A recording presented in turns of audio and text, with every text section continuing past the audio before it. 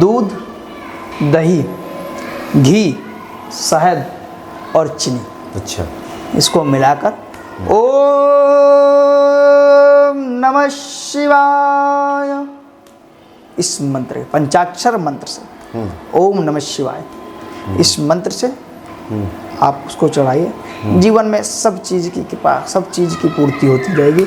ऐसे महादेव की कृपा है। बोलो शंकर दानी की जय, बोलो उमा भवानी की जय, बोलो शंकर दानी की जय, बोलो उमा भवानी की जय, बोलो शंकर दानी की जय, बोलो उमा भवानी की जय, बोलो शंकर दानी की जय, बोलो उमा भवानी की जय।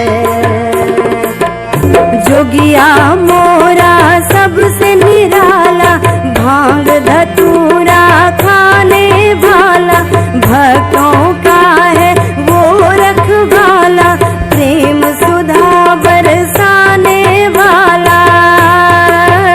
बोलो ओढ़र दानी की जय, बोलो उमा भवानी की जय, बोलो शंकर दानी की जय, बोलो उमा भवानी की जय, बोलो शंकर दानी की जय, बोलो उमा भवानी की जय।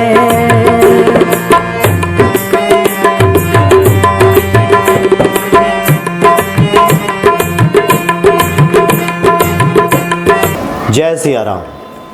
भगवान राम का स्पष्ट उद्घोष है कि लिंग थापी विधिवत करी पूजा, शिव समान मोहि कोई न दूजा। भगवान राम कहते हैं कि शिव के समान दूसरा मुझे कोई प्रिय नहीं है, और भगवान शिव तो इस सृष्टि के कण कण में व्याप्त हैं। और भगवान शिव की महिमा जानने के लिए इस वक्त हम बड़े ही प्रसिद्ध मंदिर में उपस्थित हैं। ये नोएडा का सेक्टर 93 है और ये शिव साईं शनि धाम है। और यहाँ पे भगवान शिव और माता पार्वती साक्षात विराजमान हैं। और भगवान शिव की महिमा बताने के लिए पूज्य पंडित जी महंत जगदीश्वर दास जी महाराज जी हमारे सामने हैं। स्वागत है आपका। जय सिया राम। जय सिया राम बाबा जी। हर हर महादेव। भगवान शिव तो ऐसे हैं, औढ़दानी हैं, भोले भंडारी हैं। गोस्वामी जी तो कहते हैं विनय पत्रिका में कि भगवान शिव को याचक पसंद है, लोग मांगते रहें और भगवान शिव देते रहें। हम चाहते हैं कि भक्तों के सामने भगवान शिव की वो महिमा की ये विश्वास और श्रद्धा बढ़े। शंकरम शंकराचार्यम केशवम माधनारायणम सूत्रभाषतो वंदे भगवतं पुनः पुनः नागेन्द्रहाराय त्रिलोचनाय भस्मांगरागाय महेश्वराय नित्याय शुद्धाय दिगंबराय तस्मै नगाराय नमः शिवाय। भगवान शिव कृपा में, भगवान शिव की आराधना करने से जीवन सहज होता है, जीवन दिव्य होता है, जीवन की धाराएं पवित्र होती हैं। हम जिस पथ पर चलना चाहते हैं, जिस पथ से हमारा अगर जरा सा रास्ता ही भटक रहा है, उस मार्ग पर जाने के लिए भगवान शिव की साधना करने से बढ़ से कोई उपाय भी नहीं है। हमारे बाबा बड़े दयालु हैं। आप चाहे भांग लाओ, चाहे धतूरा लाओ, चाहे जल लाओ, चाहे दूध लाओ, अगर आप ओम नमः शिवाय का भी जाप कर लेंगे तो निसंदेह उसमें भी कल्याण ही कल्याण है आपका। कि बाबा हमारे बड़े दयालु हैं, सब पर कृपा करते हैं, सब पर मोर बराबर दाया। कहते हैं भगवान कि सब पर मेरी बराबर कृपा है, कोई मेरे लिए कोई छोटा नहीं, कोई बड़ा नहीं, कोई ऊंच नहीं, कोई नीच नहीं। ऐसे मेरे महादेव की कृपा है। अब शिवरात्रि आने वाली है, महाशिवरात्रि में भगवान महादेव का माँ पार्वती का विवाह उत्सव इस परिसर पे भी होगा। और इस परिसर पर हजारों लोग, 70 से 80 हजार श्रद्धालु आकर भगवान महादेव पे जल चढ़ाते हैं। अच्छा। जो मनुष्य भगवान शिव पर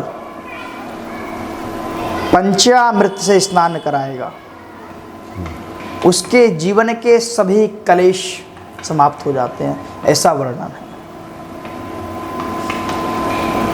जो मनुष्य गन्ने के रस से भगवान महादेव का अभिषेक करेगा, उसके पास कभी धन की कमी नहीं होती। और जो मनुष्य सिर्फ ओम नमः शिवाय से जाप करेगा, वो मनुष्य जीवन में किसी भी प्रकार से कमी नहीं रहेगी। भगवान की ऐसी कृपा होती है, क्योंकि भगवान महादेव बड़े ही दयालु हैं, बड़े ही कृपालु हैं। और उनकी कृपा देखो भस्मासुर को भी हुई थी। रामेश्वरम में भगवान राम ने शिवलिंग स्थापना की थी। क्यों की थी? कि भगवान राम के आराध्य शंकर जी, भगवान शंकर जी के आराध्य राम जी। एक समय की बात थी जी, राम कथा में चर्चा आती है। अत्रि ऋषि क्या महादेव माँ पार्वती कथा श्रवण करने गए थे, राम कथा। जब राम कथा श्रवण करने गए थे तो कथा हमें बाबा महादेव मंत्र मुक्त होकर राम से राम राम राम राम जपते जपते कथा श्रवण कर रहे थे। माँ पार्वती का जो ध्यान केंद्रित नहीं था, क्योंकि माँ पार्वती को एक चीज में संशय हो गया। संशय क्या था? संशय ये था कि महादेव साक्षात देवता, त्रिलोकदर्शी, अत्रि ऋषि क्या, देखिए कोई भी व्यक्ति, जैसे मैं आज कथा करता हूँ, आप मुझे प्रणाम करेंगे, लेकिन यहाँ पर थोड़ा सा एक गलत हो गया ये कि महादेव जी ऐसे अत्रि ऋषि के, अत्रि ऋषि कथा जो कर रहे हैं, जो व्यास जी भगवान को प्रणाम, वो तो पुराने भगवान को प्रणाम करें। लेकिन माँ पार्वती को एक संदेह इसलिए हो गया था कि बताइए जो कथा कर रहा है वो बाबा को प्रणाम करते, तो हमें क्या कथा सुनाएगा।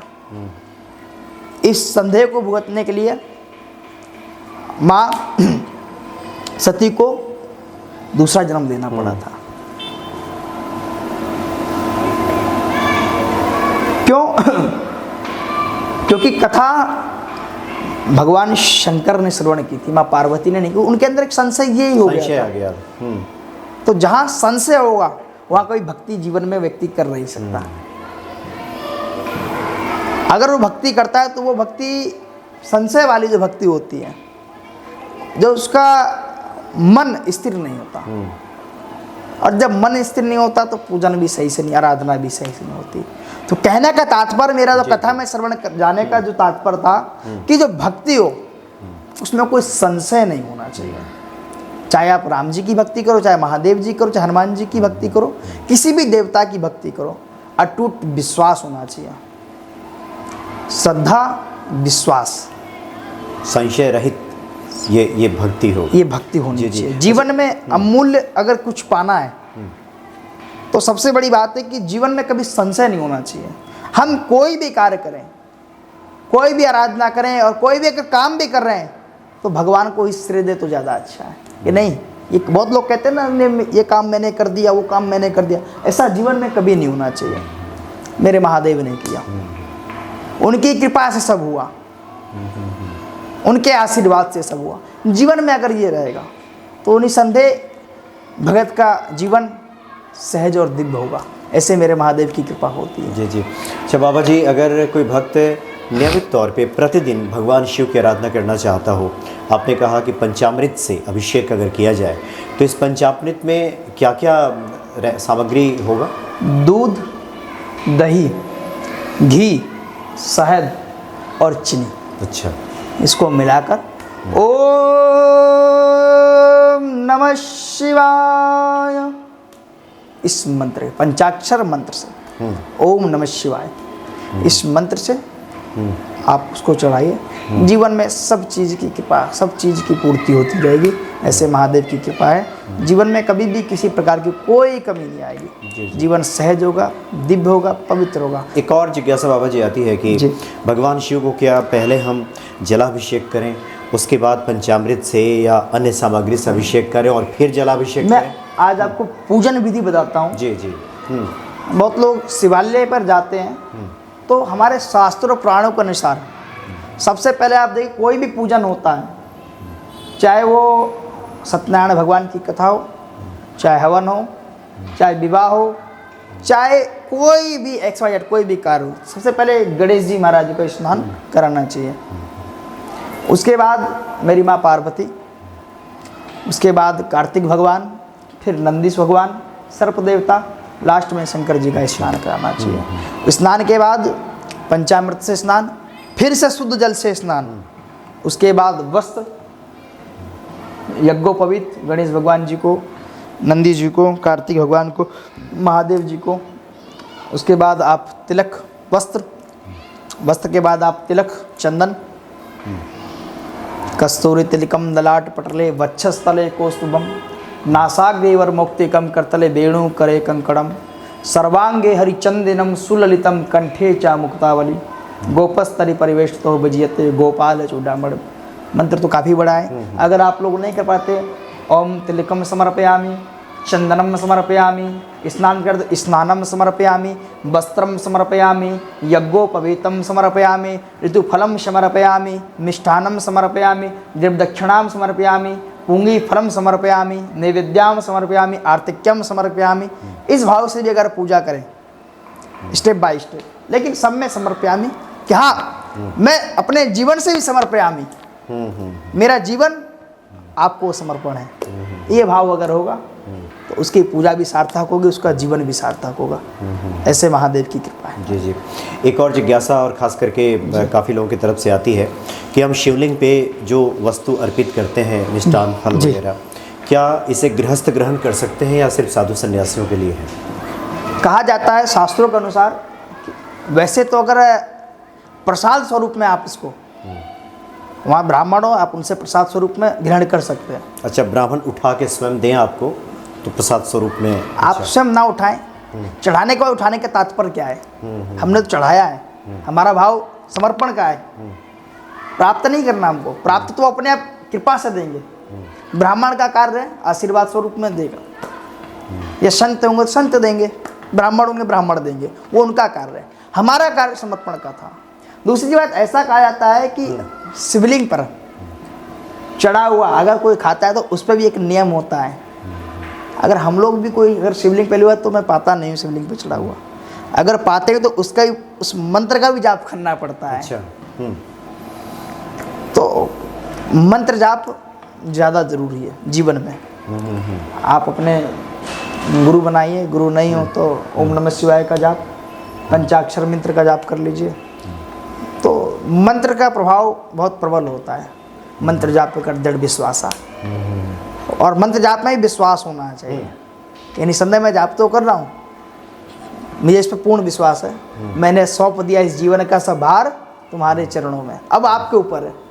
ऐसा भाव भगवान के प्रति हम सबका होना चाहिए। मंत्र जाप की महिमा बताई गई है, कहा भी गया है कि मंत्र महामनि विषय ब्याल की जी मेटत कठिन कुंवक बाल की। एक और ये आखिरी जिज्ञासा होगी बाबा जी आपसे, जो कि पंचाक्षरी मंत्र की आपने बात की, ओम नमः शिवाय, और कुछ लोग जप करते हैं नमः शिवाय। हाँ, तो क्या ये नमः शिवाय के बारे में कहा जाता है कि क्या ये लौकिक सफलता के लिए, प्राप्ति के लिए है? ओम नमः शिवाय क्या आध्यात्मिक, क्या, या दोनों में कुछ फ़र्क है या फिर? देखिए, वैसे शास्त्रों से पंचाक्षर मंत्र होता है। अच्छा, ओम नमः शिवाय। बहुत लोग ओम नहीं लगाते हैं, नमः शिवाय कर देते हैं। अच्छा। लेकिन अगर पूर्ण लगाएं, पूर्णता से देखा है तो ओम नमः शिवाय जाप ओम लगा के करें तो ओम लगा तो अच्छा रहेगा।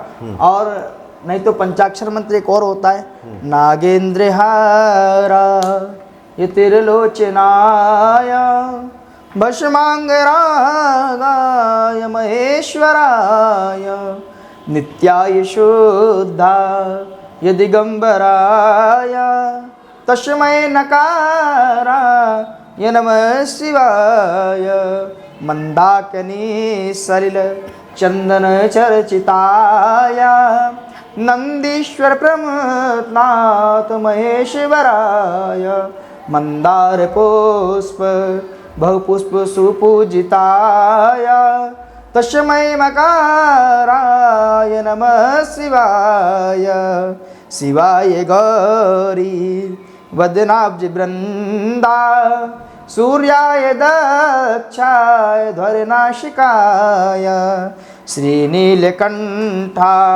ये वृषध्वजाय तस्मै शिकाराय नमः शिवाय वसिष्ठ कुंभ दव गौतमाय मुनीन्द्र देवार्चित शेखराय चंद्राक वैश्वा नरलोचनाय तस्मै वकाराय नमः शिवाय यक्ष स्वरूपा ये जटाधराय पीनाक हस्ताय सनातनाय दिव्याय देवाय दिगंबराय तस्मै यकाराय नमः शिवाय पंचाक्षरमिदं पुण्यम य पठेत शिव सन्निधौ शिवलोकम वापनोति शिवेन सह मोदते।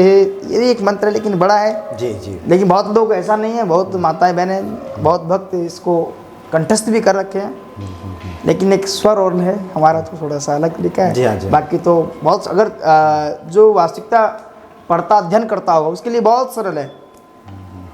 ओम नमः शिवाय जाप कर ले, हर हर महादेव कर ले, और नहीं तो श्री राम जय राम जय राम। राम और कृष्ण और हनुमान शंकर जी कुछ नहीं बेटा, एक ही देवता देवता होता है। जी जी। मंत्र जाप करें, आप कुछ भी नहीं कर सकते ना, आपको कुछ पढ़ना भी नहीं आता, एक लोटा जल रहा है, ए महादेव ये दास आपके सानिध्य में समर्पण है, मैं आपको जल चढ़ा रहा हूँ, इसको स्वीकार करें। और वहाँ 2 मिनट बैठे रहे, बस बैठ के ही बस ध्यान करे, हे महादेव ओम नमः शिवाय, राम राम कर लेगा, राम राम भी जपेगा तब भी उसका कल्याण है जीवन में। ऐसे हैं भगवान शिव जो बड़े दयालु हैं, शीघ्र बड़े प्रसन्न हो जाते हैं। जी, बड़ी कृपा है। और जी। महादेव की कृपा से जीवन में शांति होती है, सहज होता है, और मन वाणी सब पवित्र होता है। और इनकी कृपा से समाज का भी ज्ञान होता है, अध्यात्म का भी ज्ञान होता है, अध्यात्म में घुसते हैं। और हमारी जो आशाएं होती हैं, आशाएं सबकी होती हैं, ये मोह माया ना ये सब पर ही होता है। मैं और मोर मोरते माया, ये हर सृष्टि। लेकिन माया और मोह मेरा जो अपना मानना है हर मनुष्य के पास है। लेकिन ऐसे महादेव हमारे ऐसे हैं, ना मोह है ना माया, राम राम जपना सीता राम जपना। तो कहने का तात्पर्य राम राम जपोगे उससे भी कल्याण है, उससे भी आपका जीवन सहज और दिव्य होगा। आपको जो दिशा मिलेगी वो अच्छी मिलेगी, सुंदर होगी। ऐसा महादेव की कृपा और ऐसा वर्णन है। बहुत बहुत धन्यवाद आपका। जय श्री हर हर राम, महादेव। हर हर महादेव, जय श्री राम। जय श्री